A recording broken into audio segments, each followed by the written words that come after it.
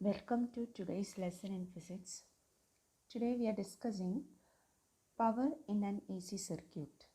It is the same as average power dissipation in a series LCR circuit. We know for a series LCR circuit, the expression for instantaneous voltage is V equal to Vm sin omega t, and instantaneous current is I equal to Im sin omega t plus phi, where Im equal to Vm by Z and phi is the phase difference, which is tan inverse Xc minus XL by R. So we can write the instantaneous power dissipation as P instantaneous equal to Vi, that is Vm sin omega t into Im sin omega t plus phi, that is Vm Im sin omega t into sin omega t plus phi. Now we are just multiplying and dividing it with 2. So we have Vm Im by 2 into 2 sin omega t plus phi. Using the identity, 2 sin A sin B is equal to cos A minus B minus cos A plus B. We have the expression for instantaneous power as Vm Im by 2 into cos phi minus cos 2 omega t plus phi. Therefore, the average power dissipation is 1 by t integral 0 to t Pn dt. This is the average power dissipation over a cycle. Now substituting for instantaneous power, we have the next step, that is P average is equal to 1 by t integral 0 to t Vm Im by 2 into cos phi minus cos 2 omega t plus phi dt. Now integrating, we'll get the second term to be equal to 0. When we integrate and when we apply the limit 0 to t, we'll get the second term to be 0. And the first term after applying the limit will get cos phi into t. So finally we are getting average power dissipation as Vm Im by 2 into cos phi, or Vm Im cos phi by 2. That is the average power dissipation in a series LCR circuit over a cycle. In this equation, we can replace Vm by root 2 with Vrms and Im by root 2 with Irms. So that Vm Im by 2 can be written as Vm by root 2 into Im by root 2. So the expression for average power dissipation, it becomes Vrms into Irms into cos phi, or it is the same as Irms square Z into cos phi, where Vrms is equal to Irms into Z. In this equation, the quantity cos phi is called as power factor. So the average power dissipation, we have got the two expressions in terms of RMS voltage and RMS current. We have P average equal to Vrms Irms into cos phi, and that is the same as Irms square Z cos phi. Here Z is the impedance and cos phi is called as the power factor of the circuit. Now in a purely resistive circuit, phi is equal to 0. Therefore, we know cos phi is equal to 1 and power dissipation is maximum. You know, purely resistive circuit means only a resistor. When AC is given to a resistor, we know there is no phase difference between voltage and current. That is how phi is becoming 0. Now coming to the second case, purely inductive or capacitive circuit. Purely inductive or capacitive circuit means an inductor or a capacitor. We know the phase difference between the voltage and current when AC is given to an inductor or capacitor is 90 degree or pi by 2 radian. So phi is pi by 2 or cos phi is 0. So average power dissipation will be equal to 0. So it means that no power is dissipated over a cycle. And this current we call as wattless current. So the current which flows through a capacitor or an inductor when connected to an AC source is termed as wattless current. Now coming to the third case, that is series LCR circuit, there will be non-zero power dissipation and the power is dissipated only in the resistor, because we know in series LCR circuit in L and C the average power dissipation is 0, but there is non-zero power dissipation in resistor. So because of that, in series LCR circuit the average power dissipation, it is non-zero. And in series LCR circuit itself, if we find the average power dissipation at resonance, at resonance Xc equal to XL and the phase difference will be equal to 0. So cos phi will be equal to 1 and we have the average power dissipation as IRMS square Z. That means for a given series LCR circuit, the power dissipation is maximum at resonance, and that is IRMS square into Z. Finally, we are consolidating the important points which we have to take care at resonance in series LCR circuit. We know resonance takes place when Xc equal to XL, that is when inductive reactance is equal to capacitive reactance, and the frequency at which this condition is satisfied is called resonant frequency, and resonant frequency is omega 0 equal to 1 by root LC. And we know the impedance at resonance in a series LCR circuit is minimum, and that minimum impedance is given by Z is equal to R. And the amplitude of current becomes maximum in series LCR circuit at resonance, and that maximum amplitude of current is given by Im max is equal to Vm by R, and the phase difference phi is equal to 0. That means the current and voltage, they are in phase with each other in LCR circuit at resonance. And the voltages across L and C, they are equal and they have a phase difference of pi, that means 180 degree, and we can say that they cancel each other, and therefore the voltage across R will be equal to the applied voltage, or the whole applied voltage comes as the potential difference across the resistor R.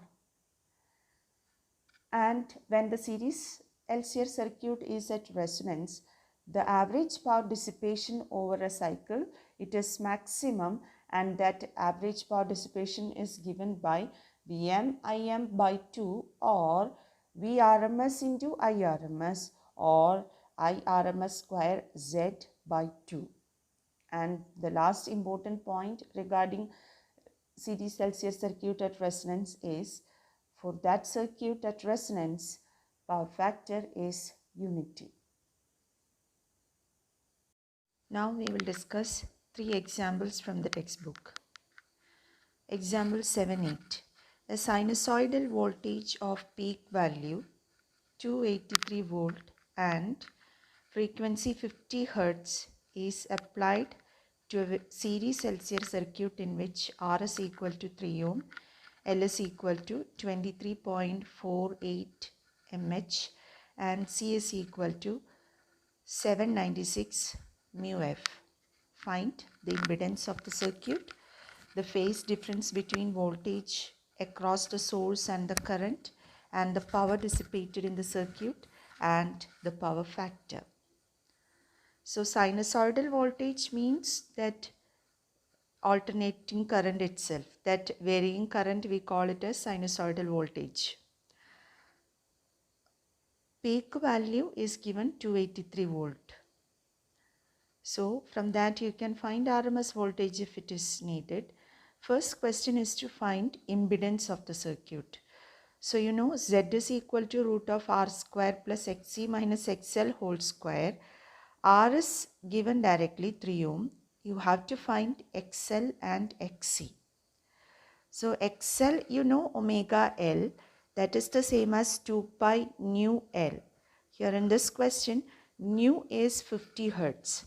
So calculating XL, we will get it as 8 ohm, and XC, which is 1 by omega C, that is 1 by 2 pi nu C. Substituting and calculating, you will get it to be 4 ohm. So you have Z as root of R square plus XC minus XL the whole square, that is you will get it to be root of 3 square plus 4 square, which is 5 ohm.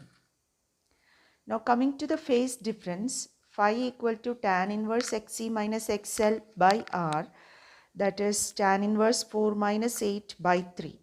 Tan inverse minus 4 by 3, you will get it as minus 53.1. But here we are getting it to be negative. It means that current in the circuit is lagging behind the voltage by that angle. Current is lagging. So here for getting this angle tan inverse, you can keep a particular triangle in mind. A right triangle like this. So longest side is 5. Shortest side, you know, that is 3 you can take, and the other one 4. So this angle, you know, 90 degree, this particular angle, and the other two angle opposite to shortest side, you can write 37, and the other one 53. So this is a typical triangle, and this 3, 4, 5, that ratio, no. So here you have tan inverse 4 by 3. So tan inverse 4 by 3, directly you will get it as 53 from this triangle. So this is a common triangle in physics problems and all, no.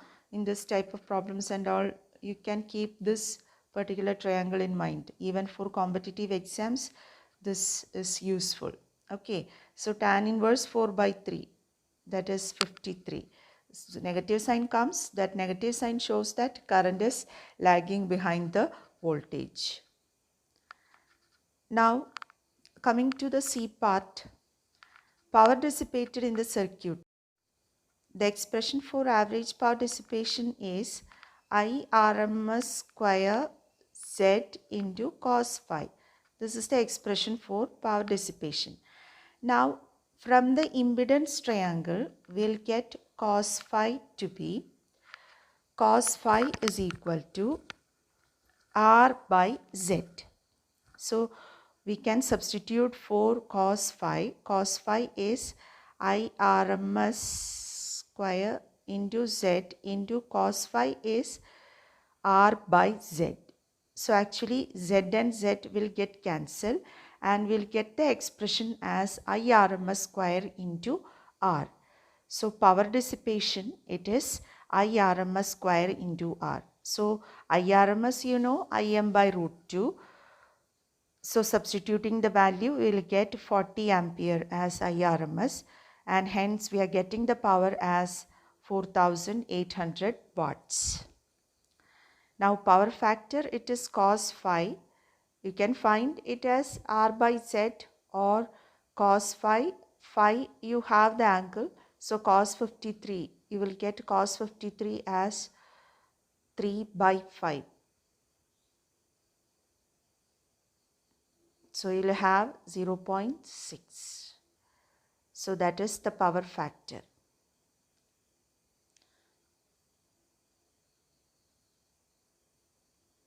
Now coming to example 7-9, suppose the frequency of the source in the previous example can be varied.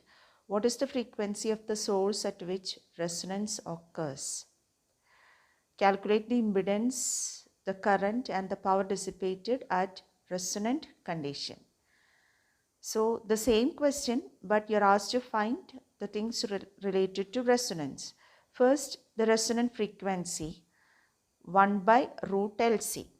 So substituting, we'll have 222.1 radian per second as omega 0. From that, we can calculate the frequency because omega 0 equal to 2 pi nu 0. So nu 0 equal to omega 0 by 2 pi. So we'll get it to be 35.4 hertz as the resonant frequency. Next is to calculate the impedance. You know, at resonance, the impedance is equal to resistance. So Z is equal to R, that is 3 ohm. So the RMS current also will vary because impedance has changed. So we have the RMS current as RMS voltage by resistance. So RMS voltage is 283 by root 2 because in the previous question it was given peak voltage is 283. So RMS voltage is 283 by root 2. That divided by R means divided by 3. So you'll get it to be 66.7 ampere. So RMS current is 66.7 ampere. And the power dissipated, the expression, the same equation you have I square R. So it is 13.35 kilowatt, means the power dissipation has become increased. In the previous example it was 4000 watt and all. Now it has become around 13,000 watt. So once again it shows that at resonance power dissipation is maximum. So this is what is happening when we consider resonance, current itself is changing. So because impedance is changing, maximum amplitude of current we have, so everything changes and the power dissipation becomes maximum. Now coming to 10th question. At an airport, a person is made to walk through a doorway of a metal detector for security reasons. If she or he is carrying anything made of metal, the metal detector emits a sound. On what principle does this detector work? So this type of metal detector you might have seen in cinemas. We have this type of metal detector. I don't know whether you have seen or not. It is actually a series LCR circuit. And first of all, it will be kept in resonance. And when you pass through that metal detector with a metal, if you have a metal, that inductance in the circuit is varied. So when the inductance is varied, the resonant condition of that particular LCR circuit is lost. Resonance condition is lost. If resonance condition is lost, the amplitude of current changes, everything changes. So that change in the current will be detected and that will be given as an alarm. That's what we can hear as an alarm when somebody passes through the metal detector with a metal piece. So with that question, we conclude today's lesson. Thank you.